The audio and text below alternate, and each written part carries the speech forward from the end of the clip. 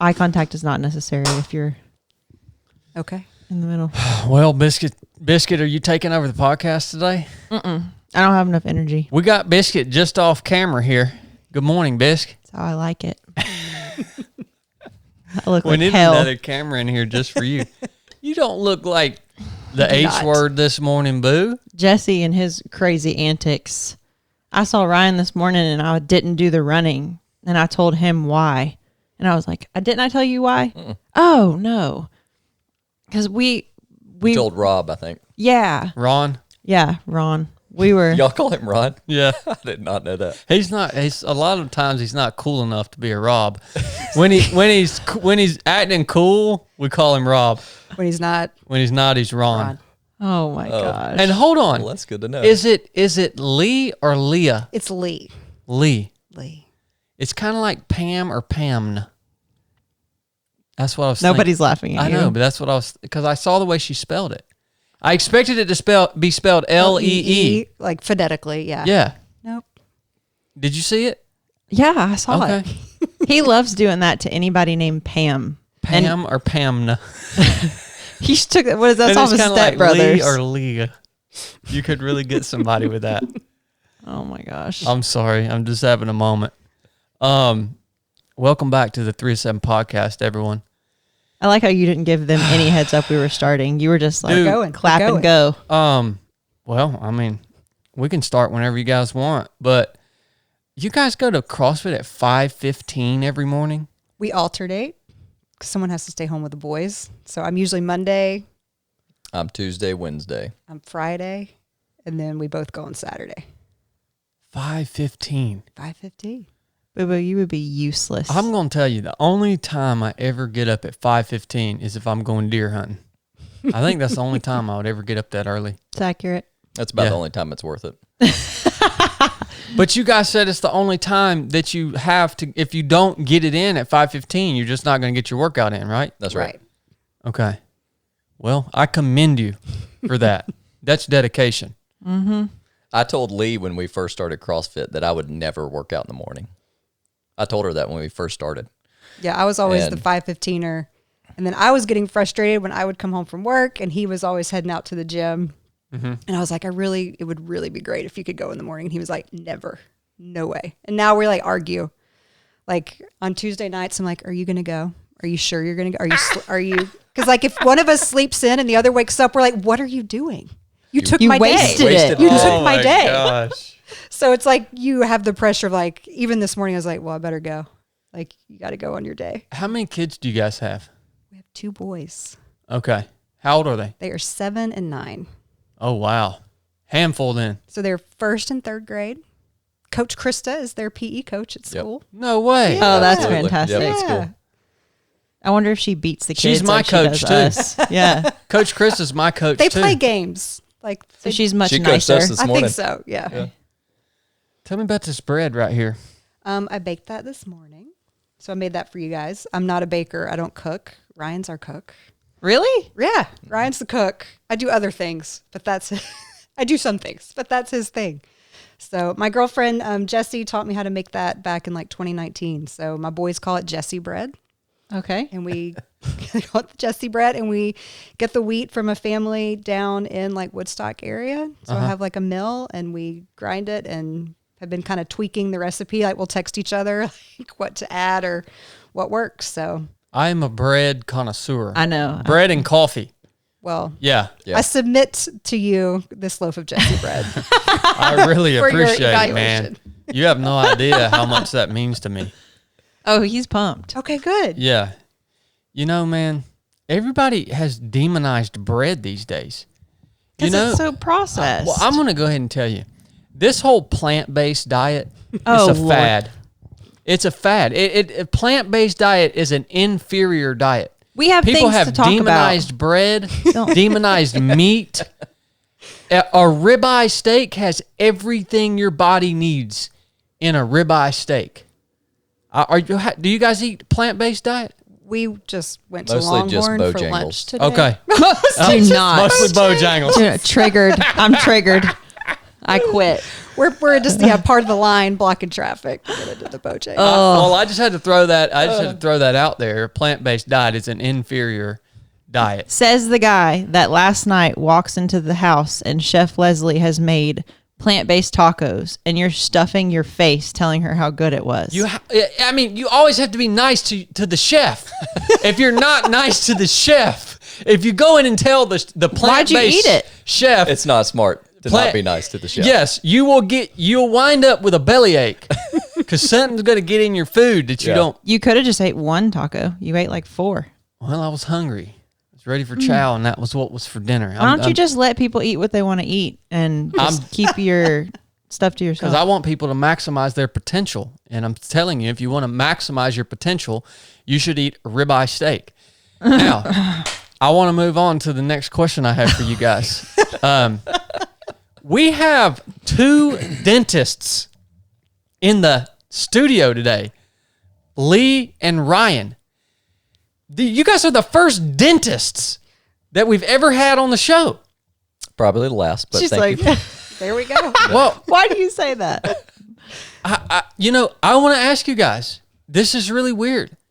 I never brush my teeth and I don't get cavities. What is happening? He also doesn't get kisses. How is it possible to not brush your teeth and not get cavities? Like ever? No, as an adult, I don't think I've ever had a cavity. Our sex life was already going downhill with the beard. And then he quit brushing his teeth. Baby, I've never brushed my teeth. Now, I used to think it was because I dipped Copenhagen. And my theory was that something in Copenhagen Was preventing. protected my teeth. But then I quit dipping Copenhagen, and I'm still not getting cavities. I'm still not brushing my teeth. So can you guys explain that to me? Because I know dentists are all about brushing teeth and flossing and stuff. Well, How do you know you don't have cavities? It's a good question. My teeth don't hurt. If you get a cavity, don't your teeth hurt? Not unless it's bad. The foul smell might have something to do with it. diet and nutrition does play a big role. That's a big one. It's a big one. Do some people have harder teeth than others? Absolutely. Yep. Yes. Okay. There's definitely a genetic component, diet, nutrition. Environmental. Yep. So some people are more prone to getting cavities. Absolutely. That's how Chili is. Chili has a soft teeth. A softie. Yeah. He's got the soft teeth. That boy will not miss a toothbrushing. I mean, he won't miss it. And he wears this. He also puts this thing in his. He's gonna hate it though. I'm telling everybody this. He's like, I'm not even there to defend myself. He has this thing, this clear, like retainer looking thing that he puts on his teeth at night. Yeah. And he won't tell us what it's for. Have you guys ever seen one of those? Yeah. Well, it's either for him grinding at night, or if he's had any kind of braces or anything like that, it's a clear retainer to hold his teeth in position. No good dirt. You didn't get any dirt. Unless he's like bleaching his teeth. Ooh, he could be bleaching. Oh, Whitening. he could be. Yeah. He's all about some nice teeth. Was dentist school hard? Absolutely. Yes. Absolutely. Okay. Yeah. What was the hardest part? I mean, I want each of you give me the most difficult part of dentist school for you personally. So I grew up here and I went to a small high school. So I always did really well in school and didn't have to work super hard. And I went to Georgia. Dental school was where you got humbled like really fast. You're around a lot of really, really intelligent people. So you have to work harder than I'd ever had to work before to kind of stay in the pack. And it's just all new skills. Mm-hmm. It's a lot of hand skills. And so I was always really great at test taking and kind of being able, like in a classroom setting, like sitting down with my syllabus and highlighting and taking notes. I was always really great at that. But like the hand skills of actually working with patients was the most challenging thing for me. Have you ever screwed up when you're working on somebody and like Don't ask her that. Never screwed up. like busted their tooth up or something? I mean, we had some really like some wild stories. Like while we were in school, we'd have It could be a nightmare. we'd have some things, but I mean, I'm certainly not perfect. I know I've made mistakes, but nothing like really exciting, Okay. which is, That's good. It's good. That's good. We don't want to have any real I'm exciting trying to stories. determine when I get cavities, which one of you guys I want to come to work on my teeth. She works on baby I'm a teeth. pediatric specialist, so I only work on little ones. What So- the heck? Really? Right, yes. Why do you even work on little bitty teeth? They're all going to fall out anyways. Well, not like immediately.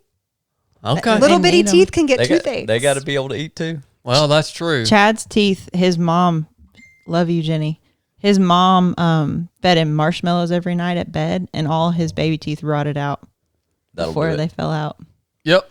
And some kids, it doesn't bother them. Sometimes, though, they get little toothaches. I had some terrible toothaches when I was a kid. Marshmallows every night before bed, not good for your children.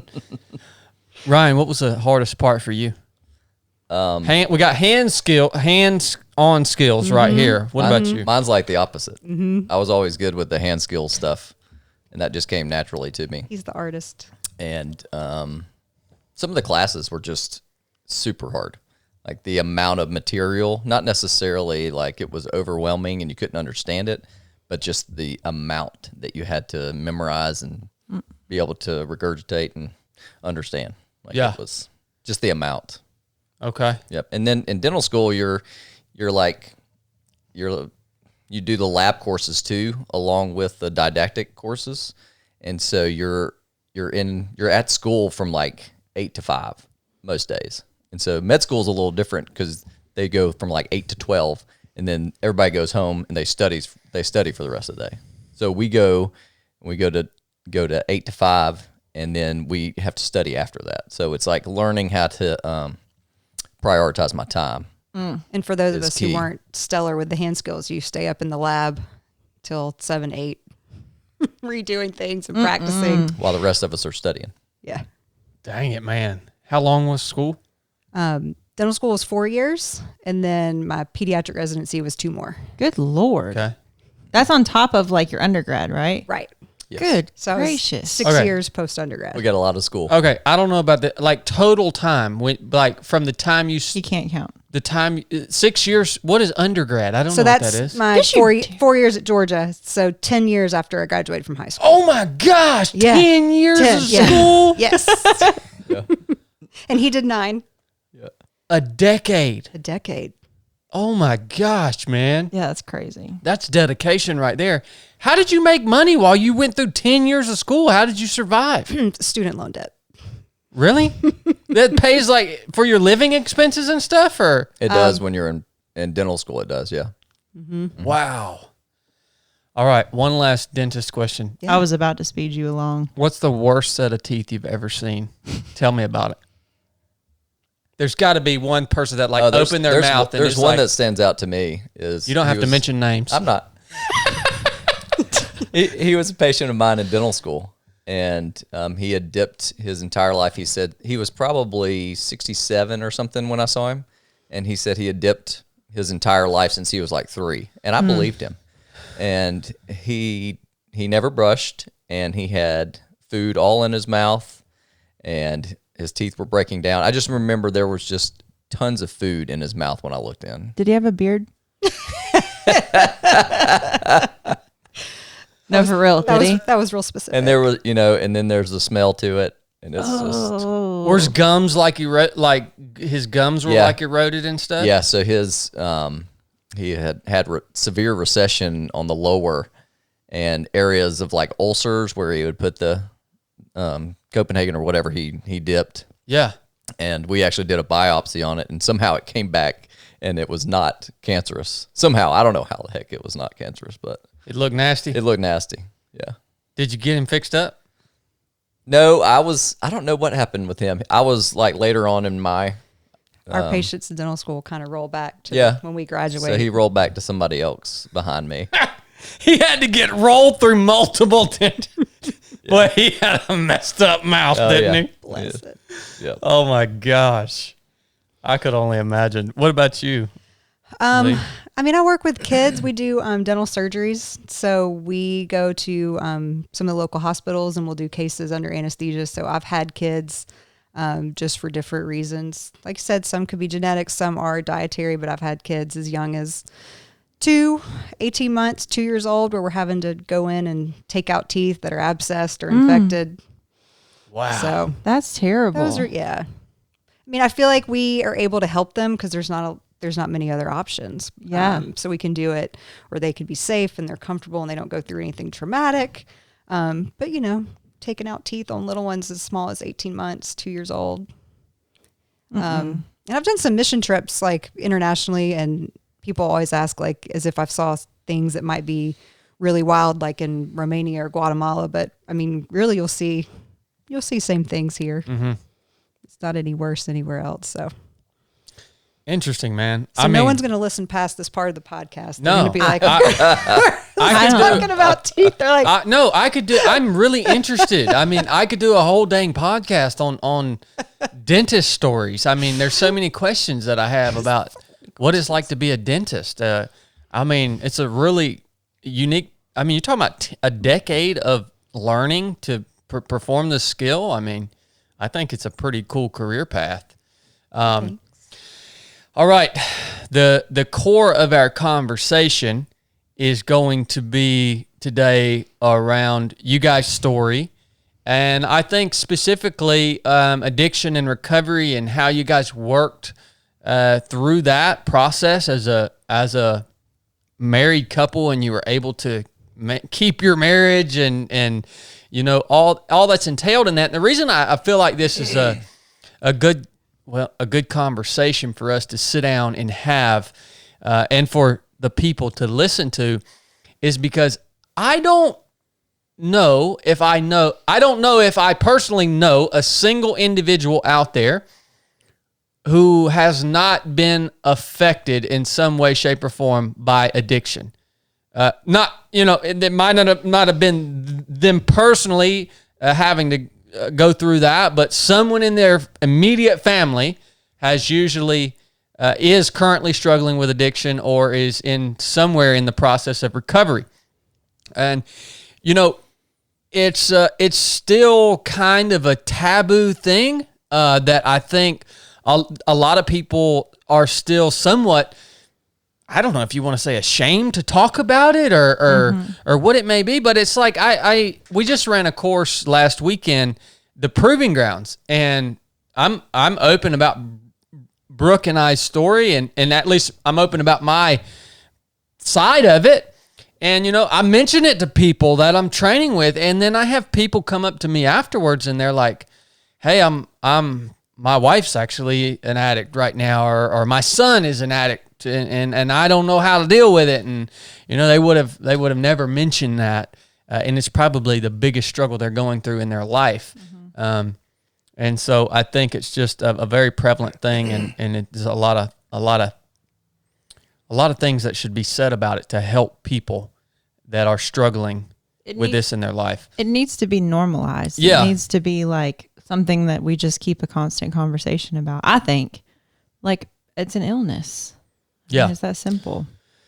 But before we dig into y'all's story, I want to let y'all know this podcast is brought to you by Nuff Said Running, because Leigh just finished a 10K, right? that's right. And you said that you enjoyed watching the Nuff Said Running video series. I did. Did you learn anything that helped you? I did. I learned, I mean, every video had something, a different tidbit, something to learn, something that was helpful. I've run in the past. I told Brooke I did a couple half marathons with a group. We trained and ran back, which half marathon to you guys, but to us it was like big mileage, 13. It is big mileage. So we did that in 2018 and 2019.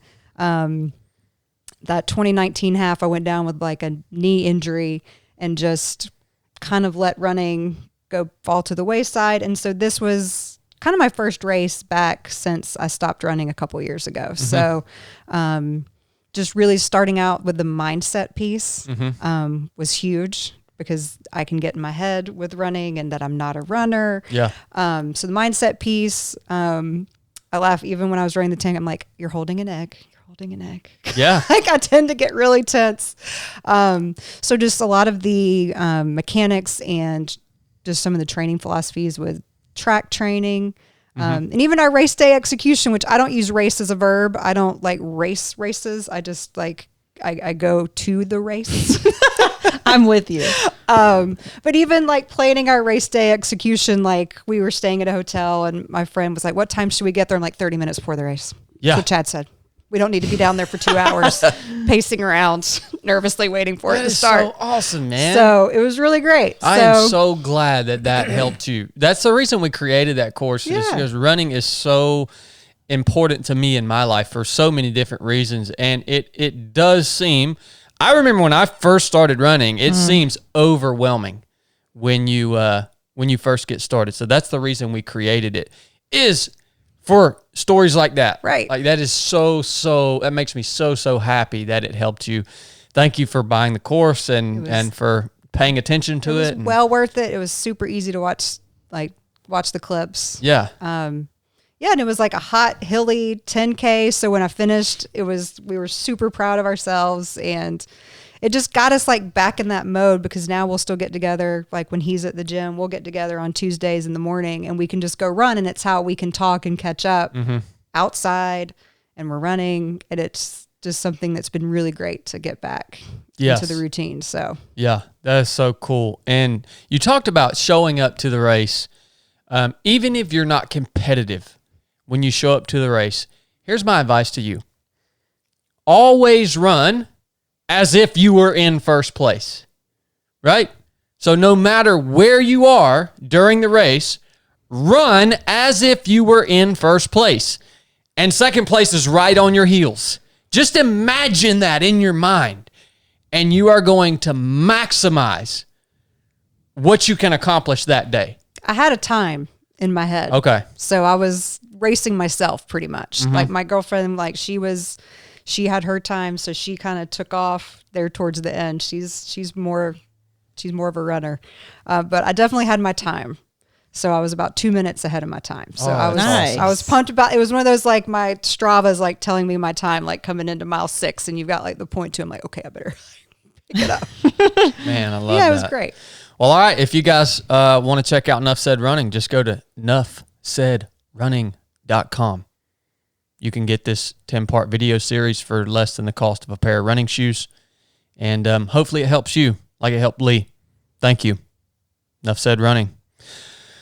Biscuit, where do you want to start this conversation? I would love to start with, I want to hear your whole life story, but I don't think we have time. Like, that's where I wanted to start, but he talked too much. So now I think it would be good to start, like, what season of life were you guys in, like, right before all this started? Like, set the stage for. Like before I went to treatment? No, I want to know, if you don't mind, like, right before you started using, where were you at? Where were you guys at? Like, what was life like? That's going to take us way back. Yeah. I mean, Oh. that's high school for me. Like, Oh, well, yeah, I want to drinking hear it. and Yeah. partying. Can you, all like, that. synopsis some of it? Yeah. Like, no rush. Yeah. I have 3 brothers. I have 2 older brothers and 1 younger brother. And I idolized one of my older brothers, who is number 2 in the family. I'll leave their names out of it.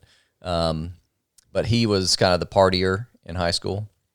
And I saw that he had the fame and had friends and girls and all the things that I wanted, really, is what it was. And so I kind of idolized him, and knowing older kids, like his friends, like we could get alcohol easily. And so we always had alcohol, and we, marijuana, all that kind of stuff. In high school you can get just about anything you want, but that was mostly what I stuck to in high school was alcohol. So alcohol was my first drug of choice, and that's the one that I used throughout, no matter what. Mm-hmm. And then you go to college, and it's just more of the same, and then graduate college, and then kind of change a little bit as far as what I like. I moved into wine and that sort of stuff, but I was still part of the party scene. And then even in dental school, like we would study so hard, and then we would go out real hard also, like on Fridays and Saturdays. At that point, were you like a daily drinking alcoholic, like get the shakes, or you were just I was more of so I would drink daily. but I would have like a glass of wine or something like that. And that kind of started when in my mid-20s. Okay. We went to Europe, and I thought I was sophisticated, and I started drinking wine. And that was something that I found I could drink daily and not get like real hungover and that sort of stuff. Yeah, because you did this throughout dental school, right? Yes. And we were just talking about how difficult that is. Now, I say not drinking much, but I would drink a bottle of wine at night. Oh, okay. Heard. It's relative. Yeah. Okay. Yeah. Yeah. But, alcohol is so freaking sneaky, man. Oh, yeah. I mean, we've had seasons in our life where I like to drink craft beer, We both right? do. And I've had seasons in my life, in the past years where it's like I would drink one beer every single evening. And then over the course of a few months, I would be drinking 3 beers every single evening. Yeah. To 4 beers. And it's like, whoa, what the heck is, like, I got to stop doing this. Yeah, Like, it's sneaky. Gosh, it's sneaky, man. Yeah. Because if you one bottle of wine in the evening, well, you can get up the next morning and do your thing just fine, right? Right. Heck, you're passing You're dental a little school. foggy at first, when you wake up, and then you're good. Yeah. And then when I found narcotics, I could pop a narcotic in the morning, and I was real good then. Mm-hmm. Or I thought it was, And when did that start? That started, so I had a knee surgery in dental school. I tore my ACL, and then I had a knee surgery, did an ACL replacement, and they wrote me, hydrocodone afterwards, appropriately so.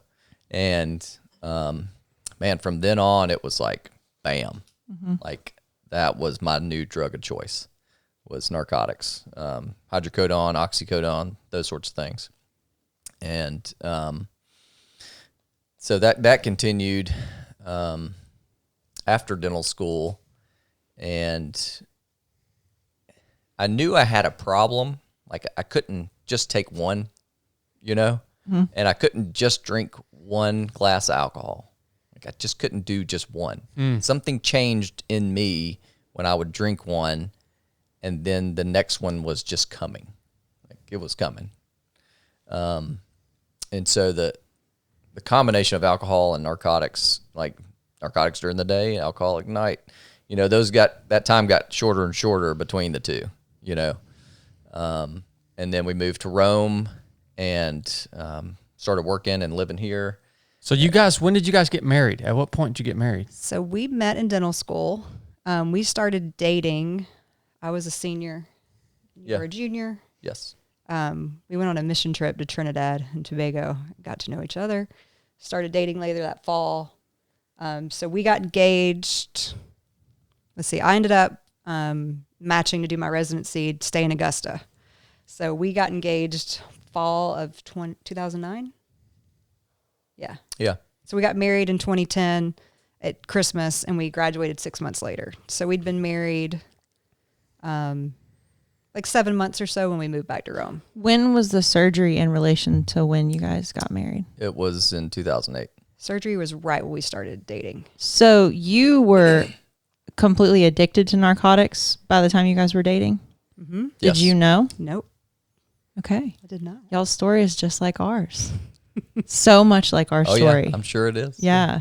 But I know it is. Did you ever think that something was maybe a little off? Like, did you ever have the intuition? So he had his knee surgery. I went up to visit him after his knee surgery, and that was the first time I went to his parents' house. He's from Northwest Georgia also. So it was relatively early when you had your surgery. So we, like, our class, my friends, we also drank in dental school.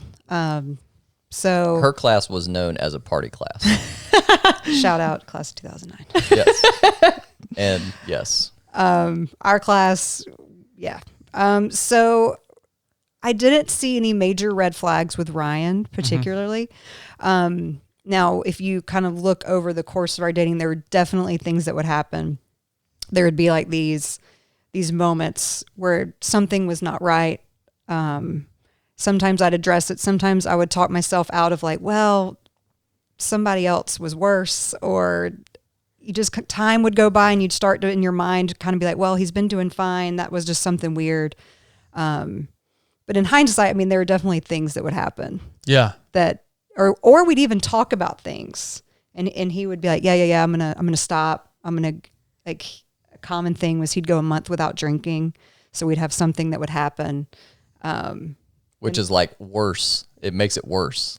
But like, If I go a month without drinking, I'm convincing myself that I'm not an alcoholic. which he okay. could do it. It made it worse for me. It could do it, but he's using narcotics, and I don't know about it. So it would almost be kind of like a show to get me to simmer down that there wasn't a problem.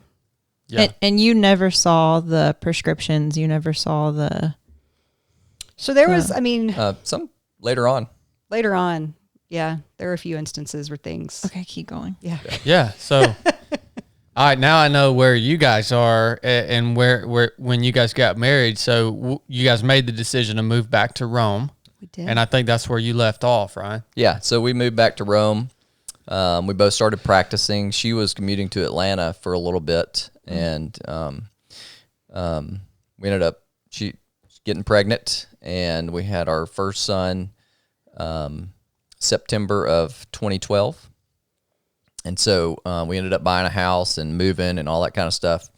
And it looked like things were going well. Like, we both had a job. She ended up coming back to Rome, and she worked in the office that she works in now here in Rome. And so we just had, some good trajectory is what it looked like. And in the meantime, I am still like doing whatever I can do to get narcotics. So one way is I could get them from my brother, one of my brothers. And so he would come down and he would play golf with me and stuff like that. We'd play golf, but it was a drug deal on top of that. And then I would go see a primary physician, which I would tell her I had some aches and pains, and narcotics worked well for me, and so that's what she would write. And with me, I think with me being a dentist, like, I had some credibility, and I certainly abused that credibility. I ended up doing an amends to her. Oof. She was very kind. Did she know? Or when you? I don't think so. I don't think so. We got to come back to that. Yeah, because I don't know what that is. But yeah, One of the 12 steps. Okay. 112 steps. Yep. Yeah. And so it just kept escalating, and even at my work, I could get things through my work. Mm-hmm. I could order meds through the office. I'd be dead. Yeah. Well, yeah. Got real close. Got real close. And so it kept getting worse. Like, and even the more I wanted it to stop, there was nothing that I could do. And I tried, like, guilt, like, if you love your children, you can't keep doing this. Like, I tried, like, do you really love your wife and kids if you're doing this? I tried working out, which actually helped for a little bit. I thought it helped, because I wasn't using as hard during that time. Mm-hmm. And then it would always skyrocket. From there, I would have these little glimpses, and then bam, it'd be off to the races again. And when I look back on it, like, especially towards the end of my using, like, it was like I was just torturing myself is what I was doing, because I would use real hard and then I would stop. And I'd had withdrawals, like miserable withdrawals. Mm-hmm. Those are the worst. Mm-hmm. I mean, you've never wanted to, like, not exist more than, like, coming off of something like that. Mm-hmm. And you just had to put up with this normal life stuff that didn't seem worth doing, like talking to people, mm-hmm. like going to work, eating. Sober. Like, I ended up losing a bunch of weight. What else? What's the time frame here? Like, we're talking. This is years. So it's the first kid was born in 2012. Uh-huh. You started narcotics in 2008. 2008. Uh-huh. You guys got married in 2010. Where are we kind of roughly now in the story? So at this point, we've probably had our second child. Yeah. And Yeah, so we have our second child, and I have been working for a while. Like I said, I'm ordering drugs through the office, narcotics, and like things are starting to spiral out of control a little bit. What does that mean? So people are starting to notice some things, and like the person I worked with noticed some stuff. Some other friends noticed some stuff. Didn't you pass out at a bathroom one time? I did. Hey, I did that too. Yeah. Wow. Yep. Look at us. We got the same disease. Look at us. Look at us. Yep. Yeah. And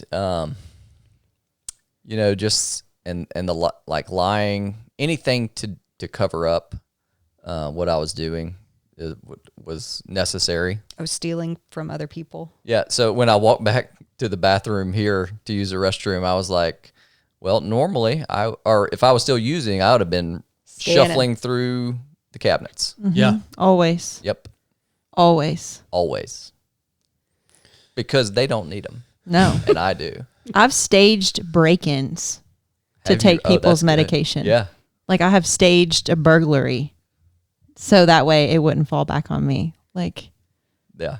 yeah. Yeah. We won't go there. Well, you know, all of this is, as I listen to it, it's just a testament to the power of addiction, the power of these drugs. I've said it time and time again. These drugs are the most powerful force on earth. They're stronger than a mother's love. They're stronger than sex. They're stronger than anything else. Hunger. Yeah, hunger, anything else. That it's just, it's mind-boggling to me. Like, and I have no idea how that feels inside of you, because there's almost like, is it like there's two parts of you? Oh yeah. So there's like, because you made mention that like there was a part of you that hated it and you knew you were torturing yourself. Yeah. It's a conflict. It's an internal conflict all the time. And it's the ups and downs are just, I mean, it's a roller coaster of, you know, I'm going to be good. I'm going to do it this time. How did I use again? How many times And how do you make it through the day without using? Yep. Like that's the thing I couldn't get until I went to treatment. How many times did you like make a plan the night before? I'm only going to take a pill at 10:30, at 2, and at 5. And I'm only bringing that amount with me to work. And that's it. Absolutely. And like I'm talking about hundreds of days for me. Oh yeah. That I'm like, I'm going to do this. Right. No. Absolutely. And you could never do it. No. You'd end up stealing from somebody or going back home to get them. So you'd find a way. Yep. Yeah. And I would go out at night a lot of times and go up to the office and get things and come back. And One time we were having our son's first birthday and he went to pick up the Chick-fil-A chicken nuggets and he was really late coming back with them. And when he came, I was like, what happened? And he was like, oh yeah, they just didn't have them ready. I was like, Chick-fil-A did not have the nuggets ready. And he's like, no. I'm like, did they give you like a free sweet tea? Did they give you something? He's like, no, I just had to sit there for like 45 minutes waiting. I should have known he was lying then. I should have known he was lying when he said Chick-fil-A did not have his nuggets ready and did not give him any kind of sweet tea. I should have known you were not waiting at Chick-fil-A. You picked these nuggets up an hour ago and we're off. Can I just Doing your say thing. how much I love the energy that you guys bring to this conversation? Like, I don't know you well. I'm not sensing much shame from you in this. Like, I'm sensing confidence and like you're willing to put yourself out there and like, and the way you just talked about that. I mean, that's a big deal. But like, We talked like before we even did this podcast because I joked with when Brooke came up to me at the gym and was like, hey, how about instead of going to dinner or lunch, like let's just do a podcast. I was like, he's gonna hate this. And when I told him, he's like, absolutely, I hate this, which is why I know this is something I should do, because he said like it's almost like like, why would we come on a podcast to tell our story? Like, we talked about that before we came, and like, our mission is to give people hope. That's exactly it. Like, we both have people in our immediate family that have either not recovered yet or never did. So we know the reality of what some people probably their experience with addiction is. There's not a happy ending, or they're still praying for that every day. So we come on, and we certainly know that we're not going to be sharing like a how-to, we just have our story and where we are right now, and hope it can give people hope. So we've worked through it. It's been, what? 6 years. 6 years? 6.5, yeah. 6.5. Yeah. Don't let me derail though. I probably just derailed. Yeah. But- No. Sorry. What? No, that was me. And what the other thing that is just so like over the top of my head is like you're fighting this internal conflict for years, and it's like I want to say, well, man, how in the world do you carry that burden around with you for that long? But I guess ultimately the burden will eventually crush everyone, right? It'll crush you. And it was about to crush me, like towards the end. Talk about it. Talk about it. I'm excited. Well, it's that burden. That's a good word for it, because you have to use to handle that burden. Like that's one way I handled it, was using. But then the more you use, the bigger the burden gets, and so it's just this time bomb. Like, I felt like when I went to treatment, I described myself as like this time bomb that was there was no way of letting any of the pressure out. Like, I'm a bomb, and there's no way of letting any of that pressure out. I have to just keep using drugs and keep using drugs, but all what happens is that pressure just keeps building and building. So when, what you need are the correct ventilation in this thing to let some of the pressure out. And that is, being with community. It's having a relationship with a higher power, a relationship with yourself, with others. And that's controlling that time bomb, or just the pressure of life, is really what that is. The burden that I was carrying then was much heavier. Because it was it had lies and deception and this confusing thought that I wanted to be a good person, and yet I could not. And there was nothing that I was doing that could change that. Because I tried everything. Like, I tried everything. Like, in the big book, Big Book's Alcoholics Anonymous, it talks about like changing things. So I'm only going to drink beer today, or I'm only going to take the pills at 12 and at 2 and at 4, and I'm only going to bring 3 of them. Yeah. That'll do that. That's the solution. That's not the solution, And God, that burden is just, whew, it's, I certainly have some feelings when I think about it. Because there was some, when I ended up going to treatment and finally like getting honest about things, some of that went away like right then, like right when I was confessing what was going on to the people around me. And it was really scary. It was terrifying. I didn't know what was going to happen, but I knew that I felt some relief at that moment, that burden was not going to crush me that day. What was, you keep referencing like towards the end, things got really bad. Like, I kind of selfishly want to hear like what that looked like for you guys and your family and your work. And like, are you willing to share that? Yeah. So I'll start kind of in the summer before I went to treatment in November. So that summer, I was really using drugs hard from the office. And I would use real hard one week, and I would pay the price the next week through withdrawals and everything else, and swear off drugs, and then do it the same. And I realized that I was going down. Like, there was going to be there was going to be an overdose. Drugs were changing at some too. point. Like drugs were getting stronger, and there was going to be an overdose at some point. Yeah, like weird IV drug using, like it was escalating. Yeah, and so I ended up getting in touch with a recovery group that is set up through the Georgia Dental Association, and talking to the lead counselor of this group. And it's actually a group that I'm still a part of today. And I ended up going down and going to some meetings and that sort of stuff, but I still wasn't telling the truth.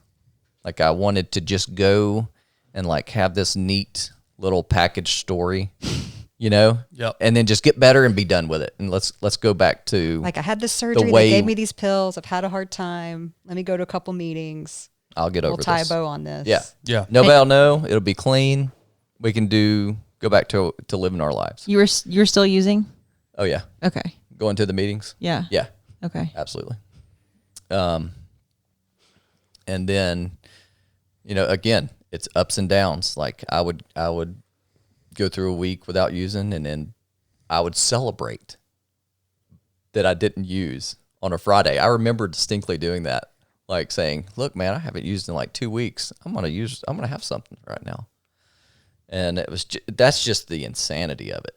Yeah. That's the insanity. That's the disease of. That's what in my mind. That's what categorizes it as a disease. Absolutely. Yeah. Absolutely. Yes. It's Yeah. insane. I would call that's this. I would say instead of insanity, it's the sickness. Like that. That is. You know what I mean? It's Yes. like freaking. Yeah. Totally. Yes. That summer, Lee, did you start to realize what was happening? Yeah. That's my question. Right. Yeah. So that summer, no. So the time in our marriage where I was kind of most keenly aware that something was going on was right around the time we were about to have our second son. So about a year before he went to treatment. I was at the gym, like 38 weeks pregnant, doing kettlebell swings. You go, woman. You're so cool. And She's awesome. Oh my gosh. my back was hurting. Like when I came home, like I was like laying down, and my dear sweet husband was like, "You should call your doctor." And it's like, "You should call your doctor if your back's hurting. Like, you should check in." And I'm like, no. Anyway, he like calls my OB for me and tells him what I did. And, you can't like call in narcotics. So he like drives up to the hospital to like meet my OB to like get this prescription, takes it to get filled for me. And at first I'm like, he's really going above and beyond to help me. And I don't typically take medicine like in general. We're sort of the opposite in that way. I think I took like one and then didn't touch it. And then at some point I looked and I was like, I could tell that they were missing. And I looked and the quantity had been like rubbed where you couldn't see the quantity of pills on the pill bottle. I did that too. Oh yeah. So I go to him and I'm like looking at him and there's not many in there. And I'm like, I took like one. And I'm pretty sure there's like 30. And so I confronted him about it. And I'm pretty sure he lied. I'm sure I did. Yeah. So that was one of those things where I was like, that seems off. And then I remember when I went into labor at like 2 a.m, because that's like what happens. I couldn't get him up. Like I'm trying to wake him up and he's like nonsensical. I'm like, I'm having contractions. He's like, are they 2 minutes apart? I'm like, no. He's like, well then wake me up when they're 2 minutes apart. It goes back to bed. So I had to like wrestle this man out of the bed.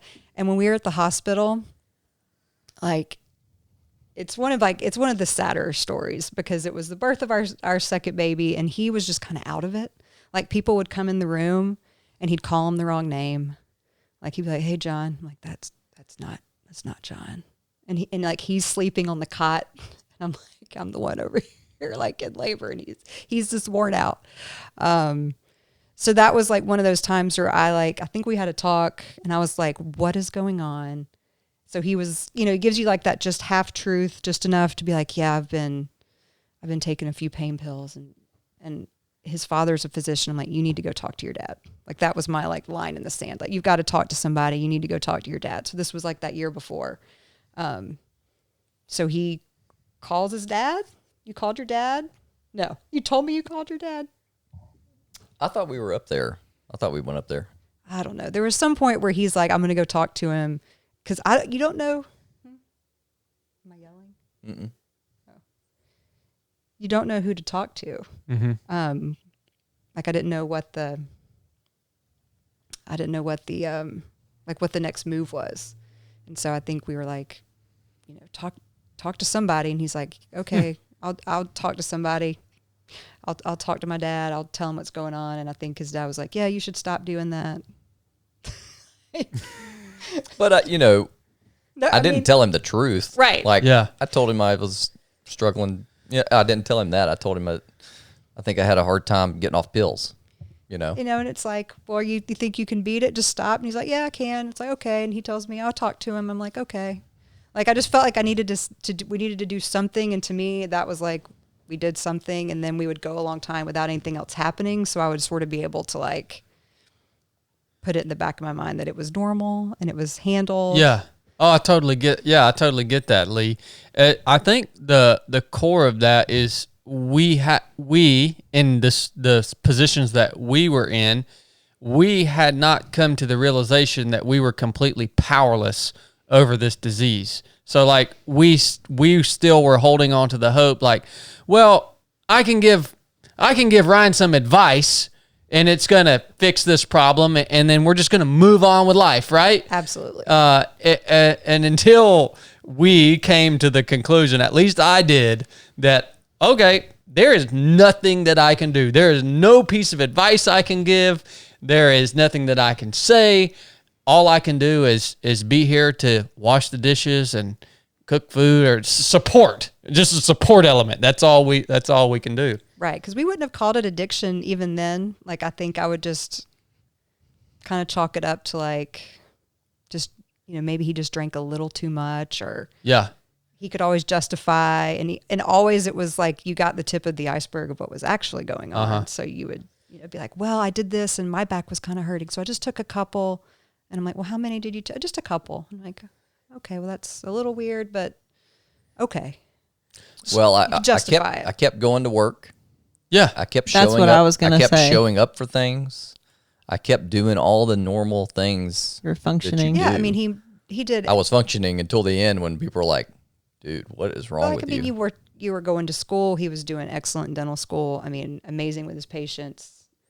Great So- with your grades. So When did the wheels fall off?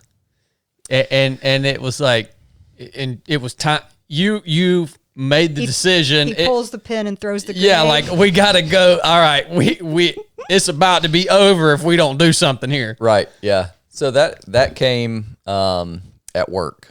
So the guy I worked for confronted me on whether I was using drugs or not. And this was the second time. He had asked me that summer because he had noticed some things. Mm-hmm. He's a very observant person, and he had noticed that I had changed like my behaviors. And you know, I couldn't tell that, but they noticed it. Wow. He noticed it, and I think some of the other people in the office did. And he the second time, this was probably November 16th, 2015. Yeah, 16. Lee. So It's a big moment. He asked me It was again on a Tuesday. and it was one of those moments where I finally said yes. And like I said earlier, like that was part of the burden was gone. The fear was real at the moment because I didn't know what was going to happen from there. What did he say?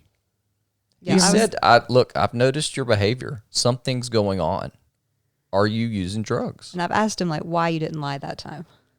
That's a good question. I was so sick and tired of like being sick and tired. Like they say in AA, that we say that a lot. We're sick and tired of being sick and tired. Like I felt like I had tried everything I could to stop using drugs and alcohol, and nothing worked. And so I was just sick of it. It's like you just And I kind of was like, collapsed. it was and- one of those. It's also a faith moment. Like telling somebody the truth. Like you got to have some faith to do that. Like that was a glimpse, just a small little piece of faith that was building for me at that moment. That something better is going to come about, you know? And, man, that was a hard week. That was a hard week because I didn't go back to the office. I ended up trying to get, fortunately, I had been going to this group trying to get sober with the lady I was telling you about earlier that works with the Georgia Dental Association. And so she gave me a recommendation on a treatment center to go to. And I ended up leaving to go to that treatment center that Friday. When did you come to Lee? So on Right Tuesday, after I left work. Okay. So I was at home dressing our 3-year-old like a turkey for his Thanksgiving How This is so random. true. pageant. It's true. And Ryan walks in, and I can tell on his face, like he walks in at like 4:30, so he's home early. And I'm like, you came home early to help me get him ready so we could all go to church together and go to his pageant. And I'm looking at his face, and I remember I was standing in the kitchen. I don't even know if he got past the door. I did. He I came didn't get very in far. the garage door, and he looks at me, and he said, I need to go to rehab. And I'm like putting a feathered hat on the 3-year-old. I'm like, I'm sorry, what? Mm-hmm. He's like, he's just blank. He's like, I have to go to rehab. And I like send him off to play. And I'm like, what do you mean you need to go to rehab? And he's like, I'm going. I'm going to have to go to rehab. And I think my first question was, for how long? And he's like, 90 days. And I'm like, 30. I mean, I feel like this was our conversation. It was very, very similar to that, I think. I'm like, 30. You cannot be gone for 90 days. He's like, they said it's a 90-day program. And so this is, I mean, I know we don't have time for my story, but this is how I operate. We do. I compartmentalize. I mean, like my life, like I compartmentalize and move on. Mm-hmm. So I'm like, you're going to stay here with the baby, and I'm going to take him to church. I'm dressing him as a turkey, and I'm going to church, and we're going to talk about this later. So I was like, I'm going. Like I just shut down business as usual, went to church. Hi, how are you? Talked to everybody, did the Thanksgiving thing, and came home. And that night, I remember, you know, you'll say things like, I didn't sleep all night. Like I literally don't think we went to sleep that night. Like I just cried all night. And he told me I'm an addict and I have to go to treatment. And they say it's a 90-day minimum. And I, at that point, like I said, there were the things in the past. So it's like, I felt like I'd been blindsided. There are, of course, things in my mind where I'm like, but also I do know there's something going on, but never in my life would I've ever thought it was as bad as it was. I never thought he'd have to go to inpatient treatment. I never thought it would be that long. So between Tuesday, we dropped him off in Atlanta at treatment that Friday morning. So I had like 72 hours to process. In those hours, I got up and went to work. The next morning, like a friend brought her child in. Like I have a picture of me like holding her child, like for her first dental visit, like nothing's happening. It's the next day. So I worked that week. A couple of amazing guys in the dental community took the day off, a couple days off work to basically babysit him because someone, I can't remember who talked to them. Someone spoke with them and told them that he would probably try to get in And use again. He'd try to use again and unintentionally or intentionally kill himself. You would overdose because you're trying to get as much as you can in before you go to treatment Oh, because yeah. you know But the withdrawals last too are long. coming. Yeah. And they also had him on like suicide watch because of how, like, I mean, how bad it feels in that moment. Yeah, I was very thankful for those guys. They drove him around. They took him to go buy sheets and like things for rehab. Yeah, to get ready for Like they took for their treatment. time off work, and I'm just went to work kind of just shutting down and like having a really hard time processing what was happening. I bet. So we took him and dropped him off on that Friday, and MAR, the treatment facility he's at, it's it's like no phone, no communication.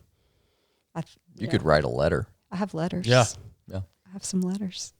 But yeah, so it was like that weekend I'm at home and he's gone. Like it was really within the span of 3 days that It was a whirlwind. I learned he was an addict. He'd lost his job and he was now in Atlanta in rehab for a minimum of 3 months. And the boys were 3 and 1, just turned 1, And you were working full time. and I was working, and they were babies. Well, there's so much how you manage. Like, how did you manage that? Well, the first thing I did was throw a coffee mug through our front window. So there's some anger involved. Rage. Yeah. He had the same reaction. I can relate to that. Yeah. I was washing, and it was like it was plastic. It wasn't even like a metal. It was one of those like cheap plastic travel mugs. And he was still there. I was standing there just like doing dishes, washing dishes. And then I just turned, and it went through the kitchen, through the dining room, and out the front window and into the yard. Yep. Which is like, Chad had a few similar moments. And you're already like you guys had no idea what you were dealing with. Like y'all were in it, new too, but like Absolutely. Yeah. man, the shame that you're already carrying, and then to see the people you love the most going through something that extreme because of what you did. Oh man. Dude. Like and you're newly sober. Did you stay sober those days when the guys were watching you? Or were you able to sneak? I got some more. Okay. I figured. Yeah, his I was date's like, not until the day he got like dropped off. Yeah.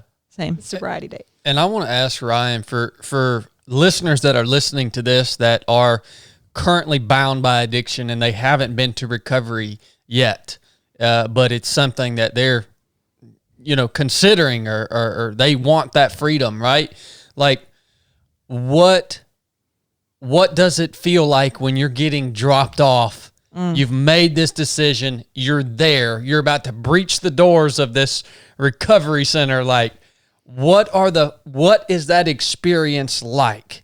Like, what can other people maybe expect so they're not so nervous about it? I don't know. I don't know if this is going to help.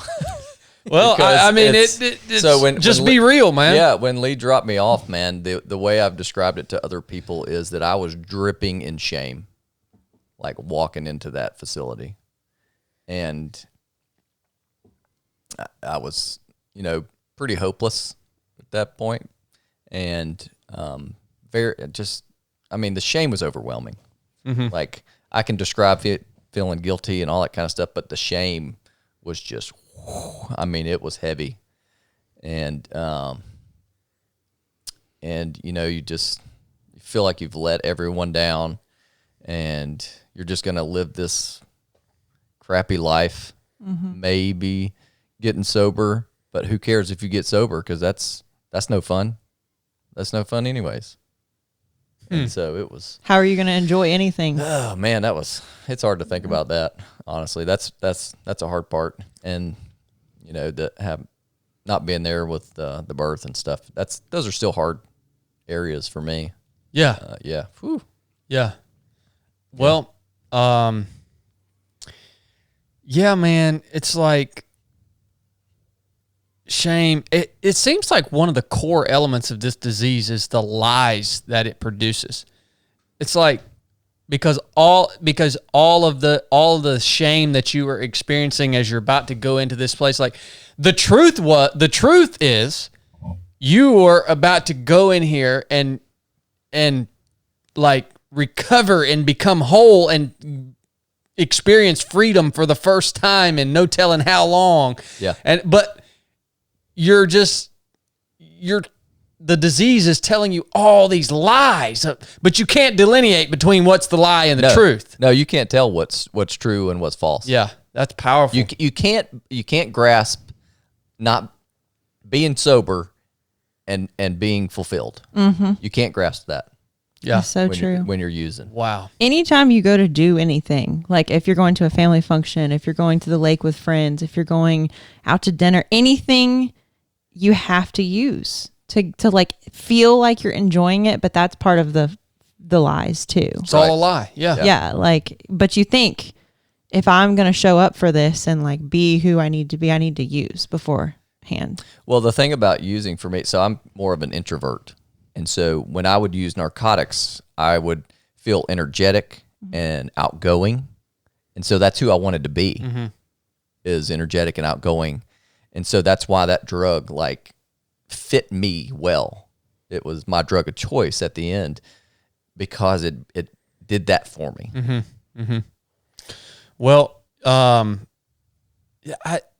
and I've always thought, and you guys have much better perspective on it than I do, but I've always thought there's some spiritual component to addiction, more so than other diseases and other sicknesses. There's some sort of spiritual component, because not only part of the 12 steps is you have to submit basically to a higher power, right? So even the process has recognized the spiritual component.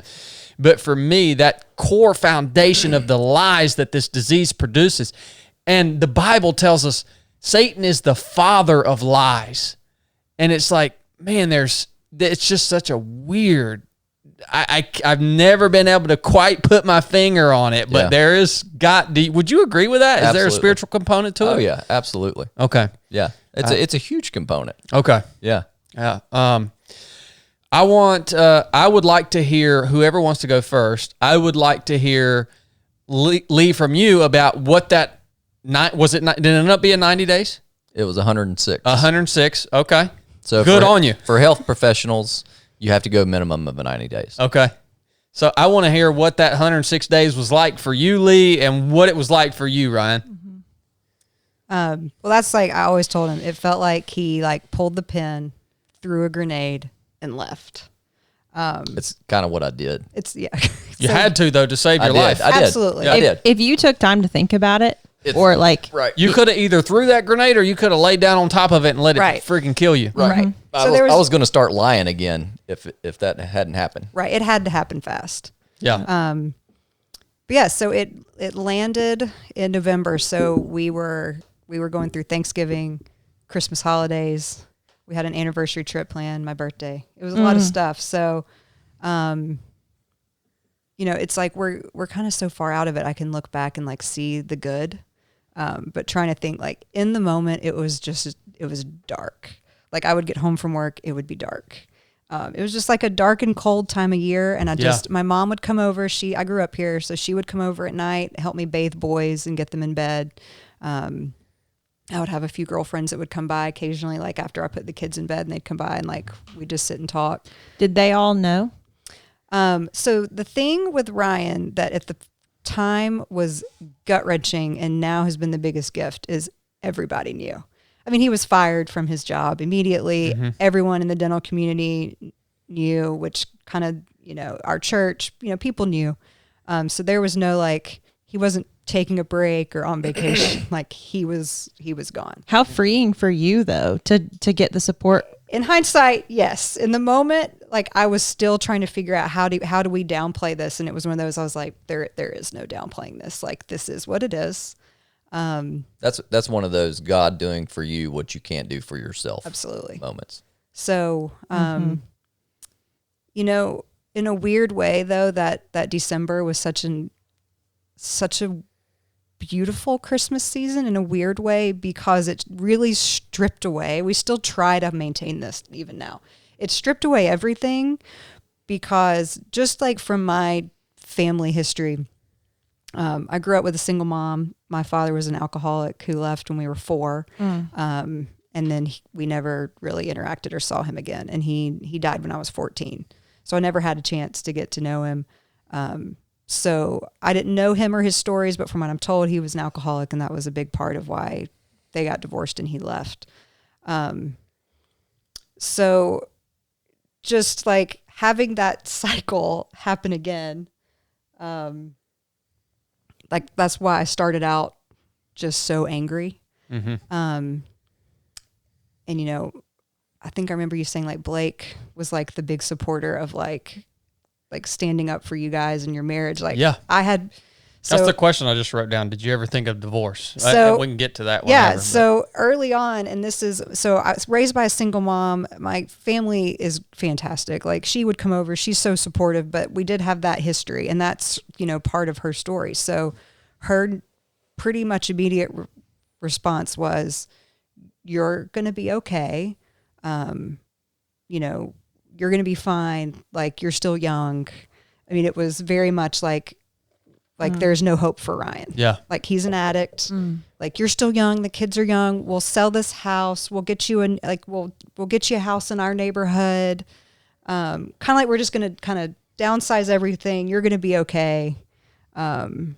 Like Terrible advice. I got a lot of terrible advice too. But you know, that's her experience and her story. And it was like I want to protect you from, you know, what she went through. Cause that's like, he never recovered. And so she's not seen, I mean, they tried for, I mean, a long time, I think, before he left. So, you know, I didn't have, like, I think a lot of people expected us to get divorced and to leave town so I didn't have a lot of support on sticking it out. What a vulnerable place to be in too already. And then people are telling you like, he's not going to get better. And nobody was saying that directly, but I think it was just like a protective of me kind of mode. Makes sense. Like, yeah, you know, like if he's really a drug addict, like that's why we try to tell these stories, is that so many people don't hear stories of, I don't know, I feel like a lot of people don't hear good stories about recovery.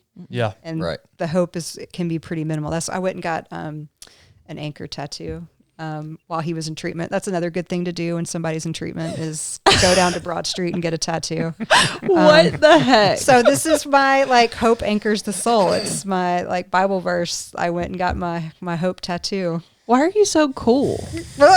You went and got a tattoo? Yeah, She did. I did.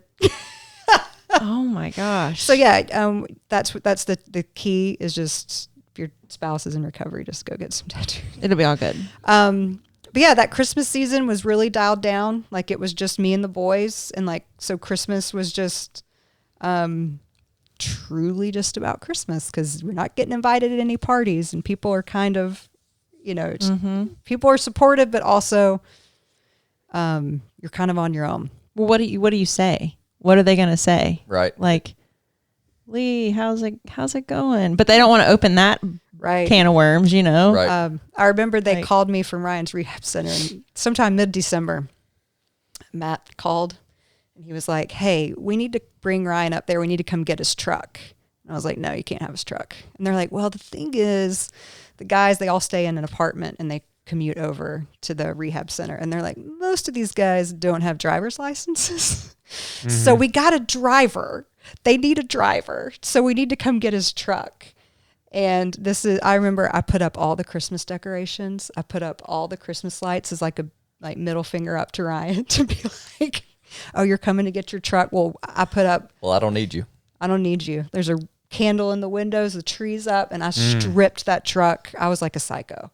I mean, pulling up all the floor mats, emptying every. Well, rightfully so. The anger held on, is what I'm hearing. Anger held on for a while. I ended up, of course, like the week he was gone, I went and was in a counselor's chair. And I'd never been to therapy. Good for and you. I remember sitting down and I was like, first off, I want to be real clear. I don't want to talk about me. I don't want to talk about my family of origin. We're here to talk about my husband and what's wrong with him. Oh my gosh. When she let me get by with that for like 3 sessions, and then she's like, we're going to need to talk about you and your issues, because not everybody gets ragey and throws things through windows. They get kind of concerned. That's great. Upset. They get upset, but like maybe they're more concerned, and you're out here pitching stuff through windows. Yeah. And literally sending him like a stripped truck with like nothing in it. So yeah, I had some stuff. It was good because I had some stuff to work through on my own. When did that anger begin to transition or subside? So around like the 30-day mark, he could call. He was able to make phone calls. He didn't have a cell phone, but he could call from the treatment facility. It was 3 weeks, yeah. 3 weeks. So yeah, it was, you know, it's like the stages of grief. So I just started out just angry. I think part of it, like I just didn't want to see that cycle of what my brother and I had been through. Like the thought of that somehow I felt like I'd done everything right. Like I worked really hard in school. I went to Georgia. I got into dental school. I did a residency. I was chief resident. I had this great job. Like I'm in this neighborhood that, you know, I'd always wished I could be in. I drove a car that, you know, didn't make loud, rambly metal banging noises. Not anymore. Like the one I had in dental school. I was chasing this dream of what I thought the good life looked like. And it was very much like fitting into this mold of like, now I'm a dentist and now we don't live paycheck to paycheck and we're going to be in this crowd and be invited to these parties. And like, I was very focused on building this very superficial, but like that was my dream, was to build this Instagram beautiful life. Yeah. And he, not me, of course, that, you know, in my mind, somehow I had missed it and he had ruined it. And he had like, oh, I totally ruined it. That's an honest statement. Totally ruined it. You know what's interesting to me though is it sounds like a big part, or maybe even the root of the anger that you were experiencing was the fear of losing those things. And it's weird how when you think about that, fear a lot of times is what's causing the anger. Mm-hmm. I don't know. I thought I mean, I was terrified. Like, how are we going to pay for things? Like, because I was working 3 days a week. So then I picked up some extra days so I could kind of support us. Because like I said, he lost his job. Rehab is not inexpensive. And so then it started to segue from being ragey and angry and fearful of where we were going to go to then I had to face like, okay, like where are we going to go? Like there was a decision that had to be made, and it was, do I think that my husband is just a horrible human being who doesn't care about me, who doesn't care about his boys? Like, is he because I mean, if we don't believe that it's a disease, like, is he just like, I've just happened to marry like the most hateful, selfish human on the planet? Yeah. Or is there something else going on? Yep.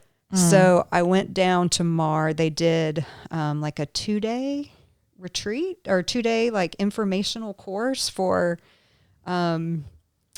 people who love an addict, I think the title of it. So I went down and I sat in the room, and they did basically like a continuing education type course where they had different people come in and talk about like the science behind addiction, why people do what they do. And you slowly start to see like other people in the room are telling, like you said, like they didn't care about themselves, the people they loved, their children, their parents, their siblings, sex, their own bodies. Like, if they don't care about these things, like something has a hold on them that is more than just a choice. Because like I said, I drank in college some, we drank in dental school. And then when I finished school, it wasn't something I did. Like, he would laugh, like I would drink half a glass of wine and leave it. He's like, I would see you put half a glass of wine in the sink. And I'm like, I could never figure out how that would happen. Yeah. Like, how could you leave a half a glass of wine? So I just didn't have that mindset. And so I didn't understand. Like, in my mind, before I dealt with him, my mindset would have been, just stop. Like, why don't addicts just stop? Yeah. But then I had postpartum depression after my first one. And before that, I was the same with people with depression. Like just don't be depressed. Like, don't do that. Get up and do something. Get up and do something. Go run. Yeah. Get up, go run. Yeah. Go get out in the sun. Yeah. And then I went through that period. And I'm like, okay, I can see how people can get to a dark place to where, like, if I could have like flipped a switch and just not existed, like I truly had convinced myself that no one would care. So I was like, okay, I went through something kind of dark that I didn't understand, and they had to help me get out of it. So I was like, I at least owe it to him to try to understand. Because I do really like him. I do really like him. So I kind of had to make the switch in my head, like, what do I believe about addiction? Do I believe this is a disease? And so when I got on board with that he had a disease and it wasn't just him being like a total jerk, I felt like I wasn't going to give up on him, and that it was going to be painful and messy. But we had a 3-year-old and a 1-year-old that he adored and that adored him. And like, I owed it to them to stand by him and hold on to that hope. So that hope, like the hope is going to anchor my soul. Like I work at a surgery center here in Rome, and there's a precious, one of our nurse anesthetists, Miss Beth. You know how you said you had an email that you kept? She sent me an email. It's still on my phone. It's like December of 2015. She sent me Isaiah 41:10. And I just remember like, fear not, for I am with you. And that was what I would just hold on to, that hope, and just try to tell myself, because I mean, I don't think it's like you're not supposed to fear, but just when you fear, like, know that he is with you. Mm-hmm. I've always been a very controlling person. Like I said, I kind of like, that's how I can compartmentalize. Like with my dad leaving, there was a really bad divorce when I was 16 with my mom and another stepfather that was kind of borderline abusive. I'd been through some things, and I was always able to just like keep that in a box and move forward. Mm-hmm. I was good at school, so I just kind of used that and just ran with it. That's why I did great in high school. I went to Georgia and then like dental school, and like I was always able to work my way out of it, control my way into getting what I wanted. Mm-hmm. Me too, in a way. Yeah, even with like big challenges, like I would just, okay, you know, we're going to have to do it. This is what we're going to do. And this was the first time where I was, like you said, I was just sitting there like that December, January at home with the kids in the dark, trying to figure out how we're going to pay for this and what the next move is. And I remember thinking like, I cannot fix this. Like this is, I'd always considered myself a Christian. But like, I didn't go to church when I was in school. You know, I wasn't seeking out church in dental school. You know, I went on mission trips just out of like kind of a serving mindset. But if people wanted me to give a testimony, I was like, I don't talk like that. Like I listen to hip hop and I cuss a little bit, and I'm not comfortable. I don't have a testimony. I just want to be a good person and help you. So I was sort of faced with like, is he an addict? Like if he is an addict, like what does that mean to you? You can't control this. So what's like, are you going to, if you're a Christian, if you call yourself a Christian, like, are you going to give this up to God and trust that he has something for you in this and that he can, you know, help Ryan get sober? Mm-hmm. I mean, everything we have kind of hinges on sobriety. Yes. That's kind of the big thing. But, so it was just like a mindset shift of like,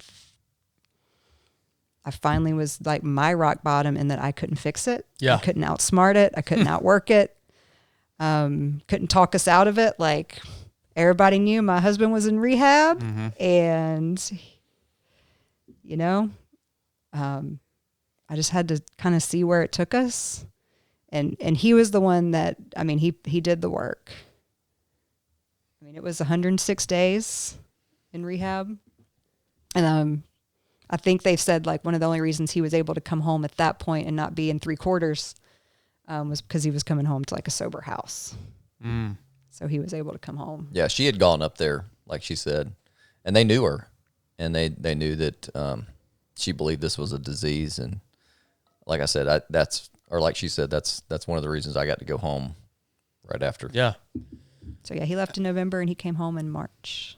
How was that 106 days for you, Ryan? Whew. It was it's some of the hardest time in my life, and probably one of the most fulfilling times in my life. It was a lot of hard work, and the work was, I felt like I just had to like rip myself open, like pull back the sheets, you know, and just trust that these people are going to help me with this thing. And being away from Lee and the kids was terrible. Like, it was terrible. That's a long time. That's a deployment. Yeah. Yeah. Yeah. And I was close to the boys and Lee. Like, we were always together, even when I was using and stuff like that. And so it was, golly, I remember leaving Sim. He was 3 at the time, and my heart was just, it was hurting. I mean, just physical pain, Yeah, as well as emotional and psychological pain. Like it was just brutal. What was your detox like? My detox wasn't that bad. You had plenty of practice at the detox cycle, didn't you? It was just one more of those cycles. Yeah. Can I just Really? say I've never met somebody who would quit and go through withdrawals and like keep working. Dude, no way I could have worked. It was no miserable. Freaking way. Yeah, it was miserable. Like puking, crapping, sweating, cold sweats. I never threw up. I hardly ever threw up. Really? Anytime. Yeah. But yeah. Yep. All the other stuff I did. Check. Yeah. So that was the easy part then. Yeah. Yeah. Compared to Feeling school. feeling school, going to feeling school Yeah. and treatment. Well, talk to me about that. What were some of the most beneficial parts of that treatment program? Like what helped you the most? I mean, so the first thing for me was like truly thinking this was a disease and that I'm not just a bad person and that if you got help, you could, grow from there. Yeah.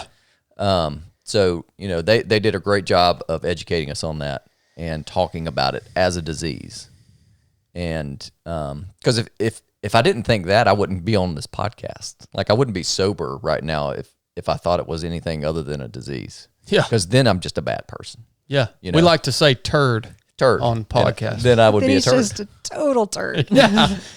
You can't get anywhere when you just think you're a turd. Right. No, you're just stuck. Yeah. Yeah. No pun intended. Right. Right.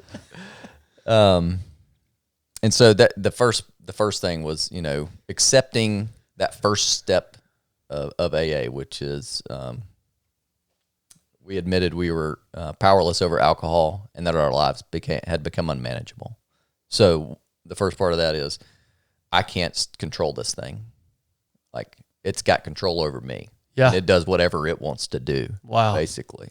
And the second part is I can't manage it well enough to control it. Mm-hmm. And my life is spinning out of control because of that. Mm-hmm. Everything around me. And I saw some glimpses of what a life in sobriety would look like. So, right after the summer before I went to treatment, I was going down to some of the meetings that I go to now to try to get sober, but still without telling the whole truth and that sort of thing. But I saw one guy.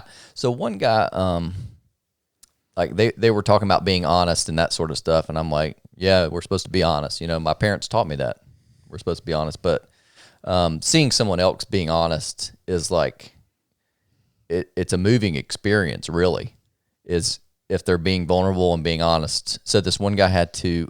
He was telling us about talking to a DEA agent, and because he had gotten his DEA taken, and he was like, I don't think I told him about all the drugs that I did. And they were like, oh, okay. Well, you need to call them back and you need to tell them the other drugs that you were doing. Mm-hmm. And he was like, okay, I'll do that. And he freaking did it. Dang it, man. Like he called this agent back and did it so that he could be honest. Like they'd already passed. Like he was already going to get the thing that he had set up to get. But he was more concerned with that honesty. Wow. Like within. And man, getting emotional thinking about it. And it wasn't even my story. And it was one of those things that like gave me that courage. Like in treatment, I think of it as like courage is contagious, man. You see some other people be courageous and do something like that, like I got to feed off that, and I did, and I used that in the group therapy, and I loved group therapy, and I still do. Okay. And it's something that's worked for me, and I could relate to people, and it's just a way of like it's just another way of connecting with people, kind of like we're here today doing this. There's just a certain connection you get with people. When you come together, especially in this scenario where we're all just trying to stay sober, or most of us are. Yeah. Not all of us, but most of us are, And then I really got close with the lead counselor that I had. And I think he kind of latched on to me also because we both play golf and we're big fans. So there's a connection there. But I think the biggest thing was that he realized that I was willing to do the work and to do whatever the heck it took to get sober. Because that's what I had to do. Mm-hmm. And so he latched on to me and he rode me pretty hard. Now he was one of those that he's like I love him to death. And I think he truly loves me. And he rode me hard because he knew I would do it. And he could see that I could turn the corner on this thing. Wow. What was you went in hopeless, thinking life is really not worth living sober. What at what point did you have the change of like what you're referring to? Like, I'm going to do this. That's a good question too. So, I guess it's a bunch of little steps, I think. I don't think there's just this one moment where I was like, this is the way I'm going to do it. Or this is the way I'm going to go. I think it took a lot of little things. One, like that I was telling you about the guy being truthful, like for his own sake. And then another time, so when I got to treatment, I got there on Friday, and then Saturday they had this big banquet, and it's a recovery banquet. They do it every November. Every November, and we've been after to go to it. And I'm like, oh my God, this is the last thing I want to do is to go to some banquet. Yeah, they're gonna load up all the guys that are in treatment. And they're gonna take them to the banquet. Oh God! And you're the kids in rehab. We're the kids in rehab. Oh, I hate and that. And it's a fundraiser. It's like a black tie gala. I wanted to just crawl under the building. Oh man! And so you got to bring nice clothes and all this kind of stuff. And I was still going through the motions at that point. I was still smiling and doing those things that you're supposed to do in society to stay hidden, you know? And so I get there, and what I realized was that these were all the people that had been through the rehab. Like, this is not like outside people. Wow. These are like alumni, and they're showing up to this thing. Well, tell them smiling. how you thought it was going to be like in a dark closet in the basement of a church, like with bad coffee, like every AA meeting. So it was at the it was at the Cobb Galleria, which if you've ever been to the Cobb Galleria, it's huge. Yeah, it's enormous. And I'm like, I've been there before for like some other thing. Like they have a closet. I'm like, this must be in a room in the basement or something. It's going to be a dark room. It's going to be sad. Yeah.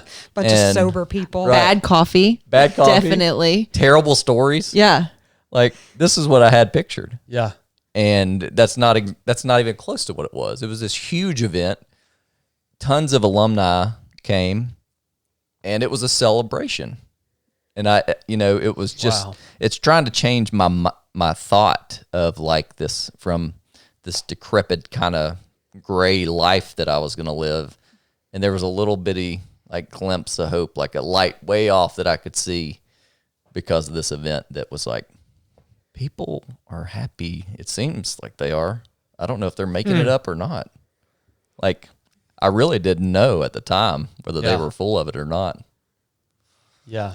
And thank God the community of addicts that are in recovery, the amount of work they put in to help people that haven't began that healing process yet.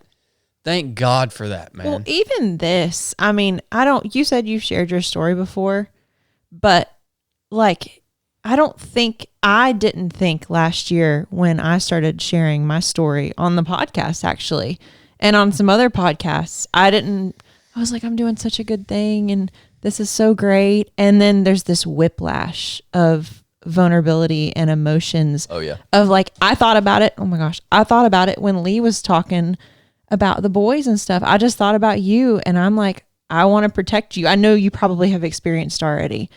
But like what you guys are doing right now is part of that work. Yeah, I mean, because it's not fun. Like y'all probably are, you might not feel great for the next few days. Right.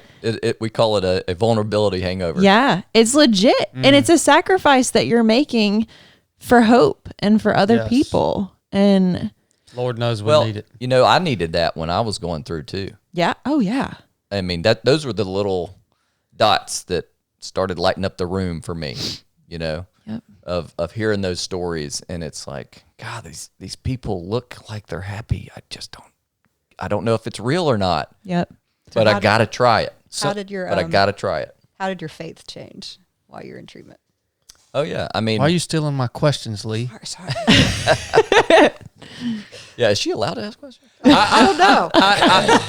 I just had to think when you guys were saying that someone is going to listen to this podcast and it's going to be that little glimpse of light that you're talking about right now. Well, Somebody's going to, I know without us, beyond a shadow of a doubt, somebody's going to listen to this and that's what it's going to be for them. Yeah. And one day part of their story is going to be, I heard this podcast. Yeah. It's going to happen. That's how it works. Continue with answering Lee's question that she stole from me. Well, you know, towards the end, it's you get to the bottom, and that bottom is not only like a physical, and emotional, but also a spiritual bottom that you get to that I got to before I went to treatment. And there was no spiritual connection with God. I never prayed. I never meditated. I did pray one time. I remember distinctly. I was still using, and I said, God, please take this from me, you know? And what I didn't do was go tell somebody I needed help. You know, I didn't do that part. So that was the part that I think when I reflect on that of, you know, some people would think that God didn't act in that moment, you know, and what he was doing was saying, I got a bigger picture for you. You I'll know, show you how. It's not, we're not keeping this small for you. We're going to use this so that other people can have that hope that we were just talking about. Yep. And so that gives it meaning, Yeah. you know, which we all want that, you know, Yeah. we all want to have something in our lives that has meaning. Man, I totally get that. Yeah. Yep. So, you know, getting to treatment, I mean, my faith was growing because I was telling the truth, you know, and I was trusting that God had led me here for a reason. I couldn't figure it out what it was at the moment, you know, and a lot of times in those moments, you don't know what you're doing or why you're doing it. But I knew that he was working through the people around me. I started to feel a little more at peace, not only through the knowledge of like knowing that this is a disease, but also like having this new purpose. Like I'm going to have something else to share with people after this. You should share your story about when you had to pray in front of your roommate. Oh man. So I'm in treatment. This is one of the first few nights, and they had encouraged us to pray in the morning and pray in the evening. Very simple prayer. In the morning, God help me. That's it. In the evening, God, thank you. That's it. And they wanted you to do it on your knees. They suggested you do it on your knees. And I would do that in the morning because nobody was up, so that was easy. And at night, the first time I tried to do it, I was laying in bed, and I'm like, oh, wait, I got to pray. And I'm in the same room with another guy. Like, he's a younger guy, very nice guy, but he's in the same room. And I was like, I'll just pray right here. I don't have to get on my knees. And I'm like, no, this is the same thing I've been doing. Like, why am I having trouble getting up to pray, like, on my knees? And it was just this, I couldn't hardly move. I couldn't hardly get up and do it. And I was like, I am so afraid of what he thinks that I can't care for myself and my family. Like something's wrong with that. And I ended up getting up and doing it. And it was one of those steps in the right direction. I got some issues, man. Like, this is more than just about not drinking and using narcotics. Like, there's more to this story than what's right here. Mm-hmm. And that was just a powerful experience because I was terrified of what he thought, you know? I love that you're talking about the little steps instead of, a lot of people do glamorize recovery like it's this big, overwhelming, like, you know, bam, like, and I just love that your experience was my experience. It's like, along with the detox and the emotional work that lasts for years and a lifetime. Oh yeah. Your brain also has to heal. Like Yes. when you use, I kind of have an idea of what you used, and I used pretty much the same thing for about 7 years. And then I also used benzos. And man, my brain was effed up when I got sober. Yeah. Benzos will, Like my Do it. brain was a wreck. yeah. And I know narcotics do too. Like Oh, yeah. you feel pain is more intense at right when you first get sober. Like Yeah. you don't feel as happy for a while. Oh my gosh, no. I felt the first year of sobriety, I felt like emotions were so raw to me. It was like I didn't have skin on me to protect me. You know, it was just right in there into the meat of things. Like they were just raw, and I fumbled with them, and I just didn't know what to do with them because I've been numbing for so long, like with alcohol to start, and then narcotics. Like, What was it like when you called Leigh for the first time? it was an uncomfortable conversation. I think I hit him with the, you need to tell me everything. I'm tired of finding things out. Like, Yeah, you did. a little bit of time, like, if you got something to say it all right now. I was in a real good She place. was no playing. I don't ever She want was to be on Lee's back. All business. Stick to her good side. Yeah. Stop. Yeah. Ryan. I was in a bad place. I've done a lot of therapies. So that conversation didn't go too well. Well, I told her. Did you? Yeah. Okay. It was our 5th wedding was- anniversary too. It was our 5th wedding. It was on the day of It your was fifth. on the day I think he called to tell me happy anniversary. I did. I'm like, happy anniversary. Lay it out there. If you got something that you need to tell Yes, me, I don't I'm know pretty yet. sure she was like, here's what I want for my anniversary present. The truth. Yeah. I was like, what have you not told me? And there's always more. That's the thing. Like, even when he was gone, there's always more. Man. So So the first one didn't go great. so after, if there's anything big else in treatment that you want to share, like, is there anything you can think of that? I got real close to some of my roommates in treatment. And again, they're a big part of why I'm sober today, is because I felt like I could be honest with them, and they didn't care. You know, they just wanted to see me get well, because they were there doing the same thing, you know, and having those guys to tell the truth to Yeah. was huge for me. And it just started that kind of cycle in my life where I could start telling the truth on things. Well, I want to know, like, I want to know the recovery story. Like, we've gone a long time, but it's so good. Like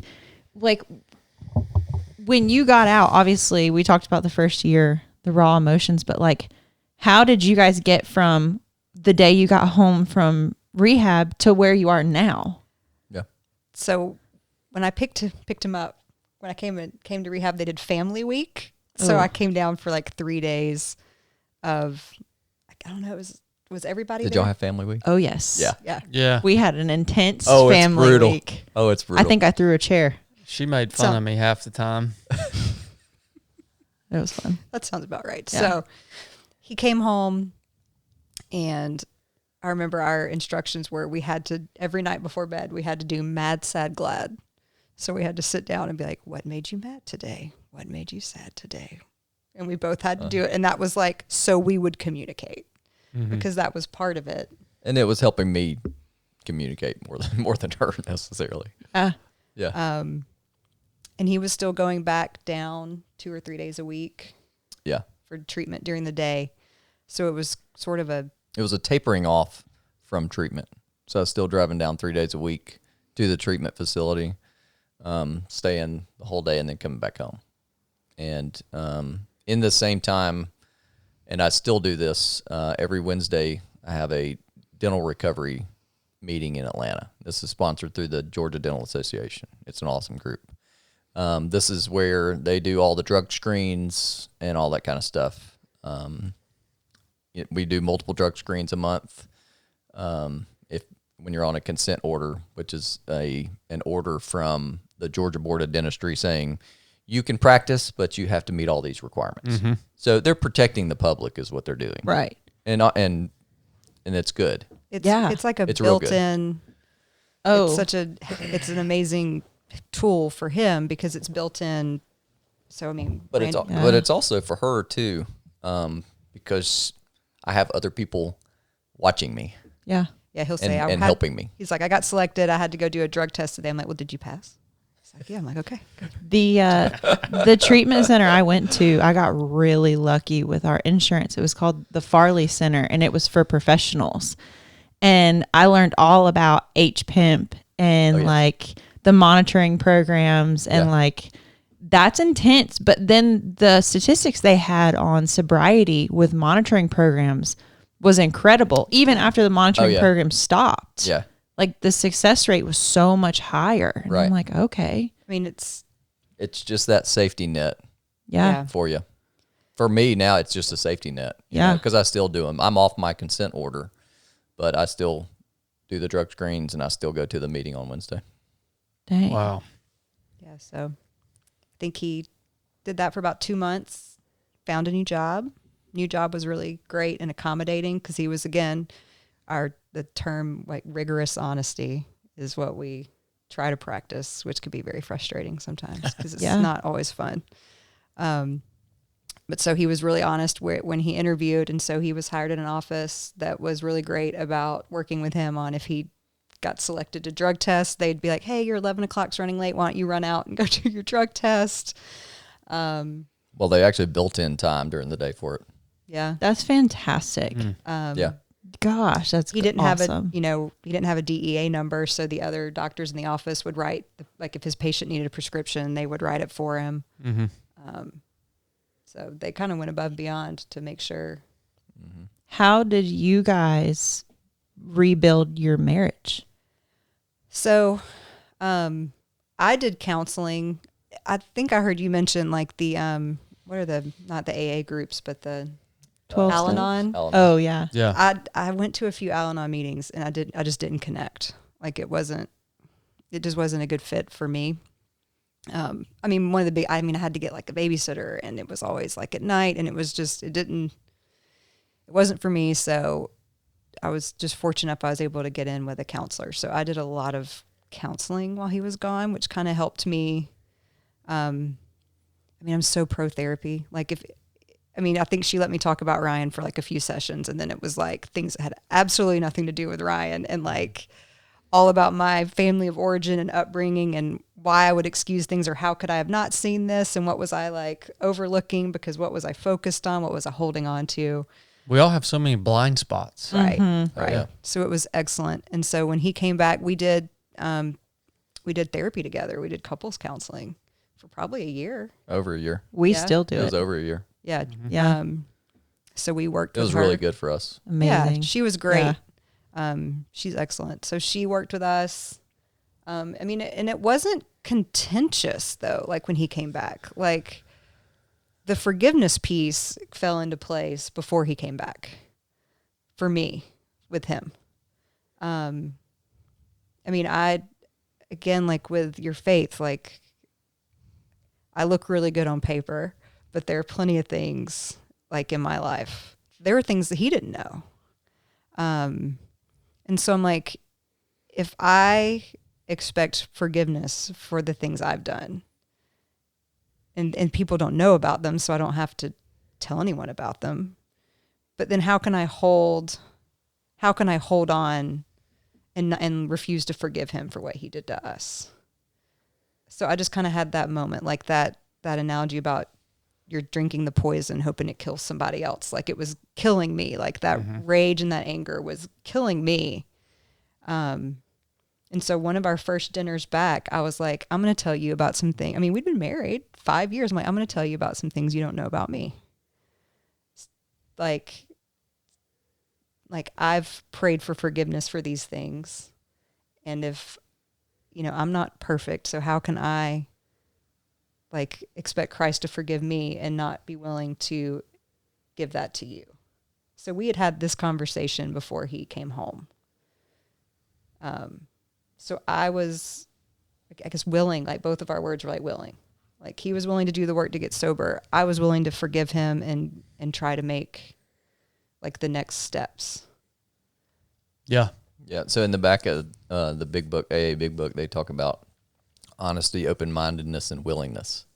And those are the big three components that you need to truly get sober.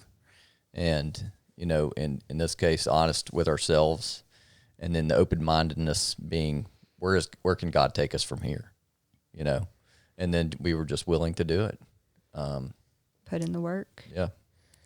Well, I relate so much to your perspective there, Leigh, because I had recently become a Christian within the year of me learning about Brooke's recovery or her addiction, and then she went to treatment.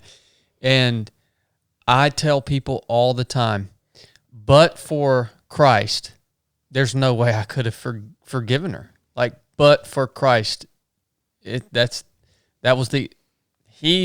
allowed me to, or taught me to forgive through the same process that you just described. So praise Jesus, man. Absolutely. Yeah, I would have been screwed without my faith. I mean, I would have just raged on and yeah, same here. And just there wouldn't be a story about us on the other end. Nope. The same. Yeah.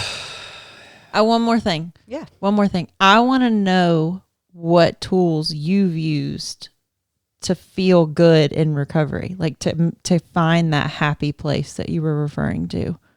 Yeah. So, several of them, and they're different.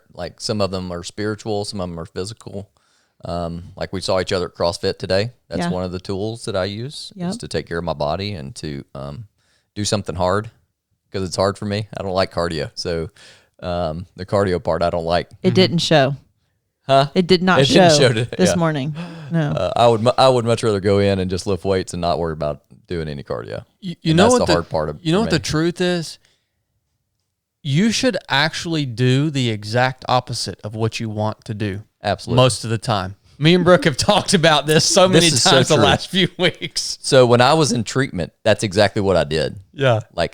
I did the exact opposite of what I wanted to do. Yeah. If I felt like I wanted to be quiet, I talked. If I felt like I needed to talk, I was quiet. It was bizarre. I really did the opposite. Yep. Today, I went to CrossFit this morning, and I'm just coming back we've been busy for 2 weeks, and I was so beat, and then went back to my work, and there's a guys trip going on where I work, and they were running this mile-long driveway that's this 13 times. And they're like, Brooke, come run with us. And I'm like, no. I'm already sore. My lower back kind of hurts. I don't want to overdo it. And I stopped and I was like, oh no, you're doing it. And went out there and punished the crap out of myself because I didn't, after that workout this morning. Yeah. Because it was I was making the dumb excuses and right. I don't want to feel I don't want to feel right. For me, it's the dishes. Oh gosh. That's where I check myself. I do not want to do because I always want to run and work out. Of course, that's what I want to do. Like, Right. I don't struggle with it that way, but for me, it's the dishes. Yeah. I want you to Discipline. want to do the dishes. Yeah. Anyways, So, prayer is another one of those tools. How do you utilize prayer now?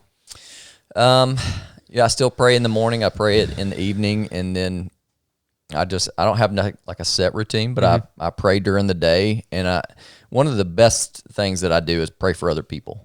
Like, man, it gets me out of myself, and I feel more connected. I feel more human when I do that. Because I can feel like robotic sometimes. And when I pray for somebody else, and I actually care about them, and I want to pray for them and see them do well, that's a good one for my soul right there. Going to meetings, I still go to AA meetings. I go to one a week. I go on Mondays here in Rome, and I do my Wednesday meeting. Those are some bigger tools, I guess. So if anybody wants to join you, you'll be at AA on Monday night. That's right. I'll join. Yep. Yeah, 6 I would o'clock, love to check 3rd out Street. that meeting. 6 o'clock, 3rd Street. Talking to Leigh, like learning how to talk to her has been a huge tool. Like if we go places and I'm feeling a little funny, like I got like I'm uncomfortable or something like that, I can talk to her and tell her about it. And it usually brings it down enough to where I don't feel like I need to do anything. I can just get through it. And having people to call. I know a lot of people in recovery at this point, and having somebody to call that's in recovery, especially if you're having like a craving or something, like if you're feeling it one day and you're like, man, a glass of wine or a pill or something would be good, and you call somebody, like it goes away like immediately. And it's just a freeing thing. And those are big tools. Having connections is what We talked about. I've heard so much of that throughout, your in the way that you're still plugged into the community aspect, if you want to, whatever you call it, that recovery community, of how important that is. And I don't know, it just keeps resonating with me. Yeah. Yep, it's a big one for me. And we talked about when he came back, I think in treatment, they talked about having different playmates, different playgrounds. So there is sort of a different look to our life now. I don't drink. Like, we just kind of both just adapted. It's just easier, I think, just for the two of us. And just naturally that will shift, like where you are, where you go, who you're with. It's not always an intentional shift, but it's a shift. But it's not the like you said, like the black and white, like sad gray scale life. Yeah. Like, for the first year or two, we didn't go to many parties at all, like especially with alcohol. Yeah. I just didn't want to be around it. Yeah. And I'll be honest, I still don't like to be around it. Like, I just don't like it. And because I know what it does to me, man, it takes me over. And I know that can happen again if it's, the right circumstances, or I'm not working a good program or something like that. If I think I got it this time, Yeah. that can happen. So we try to, our life's pretty simple, but it's pretty awesome. It's been so freeing from what I thought I wanted to be Yeah. where we are now. Yeah. To be more simple. Just kind of that freedom just to be who you are and have people know who you are. Like, our friend circle is smaller, but we've got like some amazing people in our lives who like help us to have stronger faith, be better parents. It's been the most freeing thing. I've heard a lot that made me think about Biscuit. Like, you did a lot of work on yourself through this process because you were kind of forced into it. Yeah. And then I'm hearing that y'all's life is different than it would have been. And like, I don't know if we've ever had this conversation, but that's my perspective on our life too, is like, I'm grateful for the things that my addiction has brought into our marriage and into our life. Like, I don't know if I would take it back. Oh yeah, absolutely not. I don't, yeah. I mean, for us, it's like changed how we parent our boys and how we talk with them, and like how we relate. I mean, we talked about, one of the reasons we were able to coast along was, we'll say we were like amicable roommates. Like, we were both about getting the checking the boxes, getting life done. Mm-hmm. But I don't know if our relationship was anywhere near as strong as it is now. No, I mean, wasn't. it certainly wasn't growing. No. Yeah. That's so yeah. cool. I don't. I mean, I didn't have to That's- go through rehab. But I don't know if I wouldn't take it back for where we are now. It wasn't fun. Oh man, But just like anything, it was hard. Anything worth doing, like The thing I worry about with like younger kids that get into drugs and alcohol is that they haven't done something hard in their life, and they haven't seen the benefit of doing something hard. and knowing they Because- can. Man. Later, because I was older when I went to treatment, and so one of the hardest things that I did was go to Georgia Tech. Like Georgia Tech was extremely difficult. Like it humbled me big time, and going through that experience, like when I got to treatment, I was like, okay, this is going to be super hard. What else can I rely on that I've done that has been hard for me? And what was the benefit of doing that? That's crazy that you say that, Lee. Ryan, sorry. It's crazy that you say that because, man, wow. It just hit me because, like, I've had this for the last few months. Like, one of my biggest gift in life is to create hard experiences for people that actually develop them and change them and teach them all these skills that we learn in the SEAL teams. Skills in terms of getting through hard things, breaking things down into digestible segments, leading, being led, being part of a team. This is not common knowledge to people. I didn't realize that until my most recent days, but I've had this, I don't know if you want to call it a calling or this kind of yearning to create a program specifically for youth, because I've never worked with youth before. I don't like kids. But it's just hit me when you said that. What worries you most about kids that get into drugs or alcohol if they've never been through something hard? And I just feel like I have the gift to create that opportunity for them in a safe environment that's done very professionally and very systematically. And I think it could actually save people's lives if we created a program like that. Absolutely. At some point. And Could so be amazing. I mean, drugs or alcohol or just anything. Yeah. I mean, life is going to bring. I want to buy there's a piece of land for sale down the road from us that would be perfect for that program. I want to buy it. It's $850,000. If any of you guys got some extra money laying around, listen to this, let's buy it. Let's create an awesome program for youth. Just throwing that out there into the airwaves. Oh my gosh.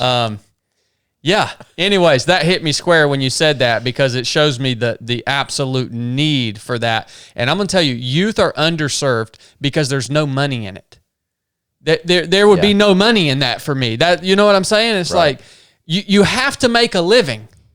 So, you're serving entrepreneurs, you're serving people that are leading and that they're wanting these skills because it's going to help them in their personal lives. These are all adults, right? They can pay for that, and I have to make a living.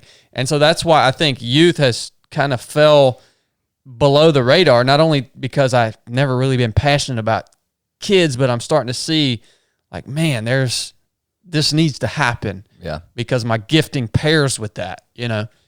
I don't know. We'll flesh that out later. I wanted to add, I got one more question for Lee. If I harbor any resentment, this sounds crazy, but I want to know if you have either of you guys have any insight on this. If I harbor any resentment in terms of addiction, it's not toward my wife, it's toward doctors. I harbor a lot of resentment toward these medical professionals that are drug dealers. Well, They're drug dealers. And I'm not saying I'm right, okay? But that's where my resentment resides. tiny bit of backstory. I doctor shopped like hardcore, and they're the ones that were giving me the narcotics and the benzos, and that's what almost killed me. Yeah. So like, that's where that comes from. yeah. I mean, Yeah, he was the doctor in his situation. That was, Yes.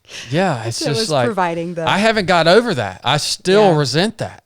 Well, that's deeper for you too.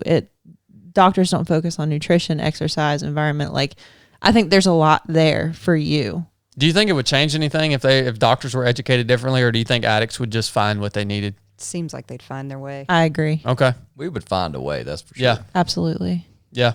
We're resourceful. Very. Yeah. And I smart. know. That's why most addicts that go through recovery are some of this, in my opinion, they're some of the smartest people on earth once they make it through recovery and come out the other side. And the most creative. Yeah, they're unstoppable because of those attributes. If they can be used to the good, Right. they're unbelievable. So that helped me, though, to think. I mean, that's a mindset shift to think, well, should I really be resenting these stupid freaking doctors that just deal drugs?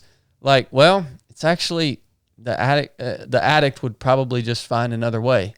So I don't know why that was on my mind, but anyways, we've been going for over 2 hours now, and I really appreciate you guys having the courage to come and share your story. It's very, very meaningful and powerful and impactful to me personally. So I don't care if anybody else likes the conversation or not. I loved it. And I do believe there will be at least one person that this conversation will impact the trajectory of their life. I truly believe that. I agree. And I love y'all's willingness.